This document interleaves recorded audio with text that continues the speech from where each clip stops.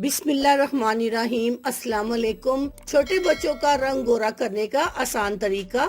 Number 1, काशगरी सफेदा को दूध में मिलाकर मसाज करें और कुछ देर बाद बच्चे को नहला दें और बेबी क्रीम लगाएं।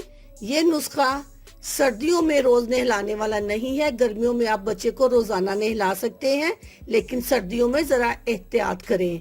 और ये नुस्खा जो हम आपको बता रहे हैं, ये नौमौलूद बच्चों के लिए बिल्कुल भी नहीं है। ये नुस्खा आप 1 साल के बच्चों से लेकर 7 साल के बच्चों के लिए आजमाएं।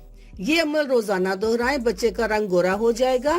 गिजा का ख्याल रखें, साथ साथ खारे पानी से ना नहलाएं। अल्लाह हाफिज, शुक्रिया।